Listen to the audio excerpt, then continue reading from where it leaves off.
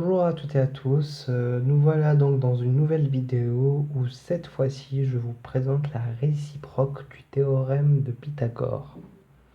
Dans les vidéos précédentes, nous avons évoqué le théorème de Pythagore et on a fait quelques exercices pour voir à quoi il s'appliquait. Cette fois-ci, on va faire la réciproque. Donc, je vais commencer par vous rappeler ce que dit le théorème de Pythagore. Ensuite, je passe directement à la réciproque. Donc, le théorème de Pythagore. Théorème de Pythagore sont juste des abréviations. THM qui veut dire théorème et Pyth qui veut dire Pythagore. Voilà. Donc il dit quoi le fameux théorème de Pythagore? Il nous dit que le plus grand côté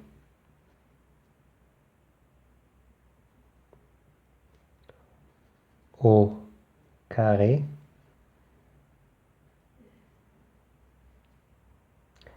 est égal à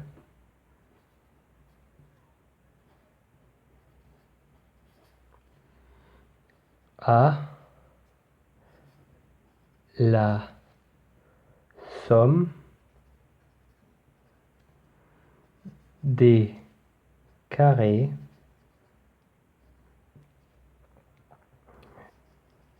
des deux autres côtés.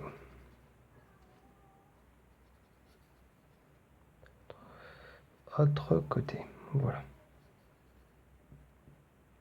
Et ceci, attention, c'est dans un triangle rectangle.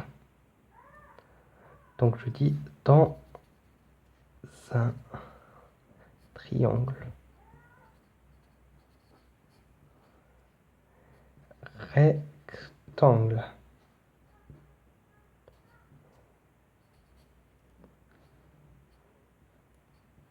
Voilà. Donc, dans un triangle rectangle, le plus grand côté au carré est égal à la somme des carrés des deux autres côtés. Ça, c'est OK. C'est pour le théorème de Pythagore. Si vous ne connaissez pas encore le théorème de Pythagore, ou si vous voulez tout simplement approfondir la notion, je vous renvoie aux vidéos précédentes que j'ai faites qui sont disponibles sur ma chaîne. Voilà. Donc maintenant, je passe directement à la réciproque. Voilà. Donc, je vais mettre réciproque.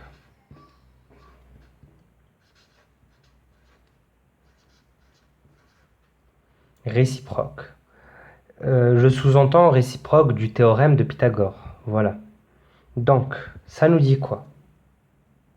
Que si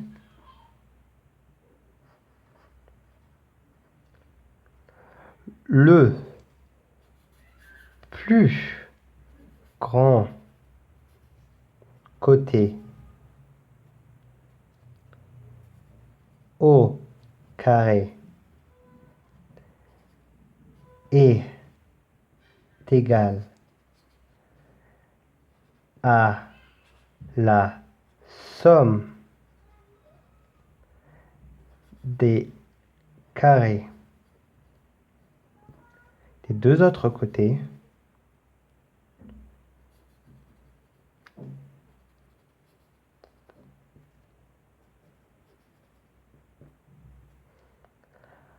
alors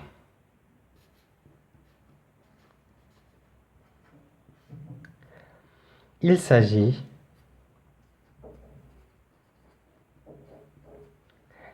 d'un triangle rectangle.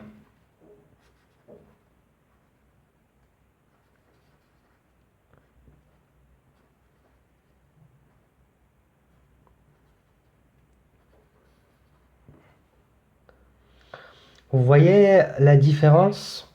C'est que là, on va dans un certain sens. Dans un triangle rectangle, le plus grand côté au carré est égal à la somme des carrés des deux autres côtés. Voilà. Tandis que dans la réciproque, on va dans l'autre sens. On dit que si le plus grand côté au carré est égal à la somme des carrés des deux autres côtés, alors on a un triangle rectangle. Vous voyez? Je peux être encore plus clair. Voilà. Je vais vous le montrer ici. Donc, nous, voilà, quand on utilisait le théorème de Pythagore précédemment, on se donnait déjà un triangle rectangle. Voilà. Et là, on disait quoi? Alors, on avait A, B, C, voilà. A, B, C, voilà. Et vu que c'est un triangle rectangle, on pouvait faire quoi? On pouvait dire que C au carré, l'hypoténuse, le plus grand côté, est égal à A au carré plus B au carré. La somme des carrés des deux autres côtés. A au carré plus B au carré. Voilà. Tandis que là, avec la réciproque, alors ça c'était le théorème de Pythagore, ça c'était le théorème de Pyth. Voilà. Tandis que la réciproque, c'est différent. La réciproque, on nous dit grosso modo, on a un triangle. On ne sait pas si c'est un triangle rectangle, un triangle isocèle, on ne sait pas ce que c'est. Par contre, voilà, du coup on a un triangle. On a un triangle. On se pose la question de savoir s'il est rectangle, s'il y a un angle droit ici. Voilà, je vous ai mis un petit point d'interrogation. Est-ce qu'il y a un angle droit? Du coup, ça nous fait toujours B, C, A. Alors, mais ce triangle, il vérifie cette propriété. C au carré est égal à A au carré plus B au carré. Alors, par la réciproque, on a quoi? On a que, je refais le dessin, on a que le triangle de côté ABC. On a que le triangle est un triangle rectangle. On a l'angle droit. On sait que c'est un triangle rectangle par la réciproque. Voilà, voilà. Bon, bah, c'est tout pour cette vidéo. Je vous aurais un peu introduit cette notion de réciproque du théorème de Pythagore.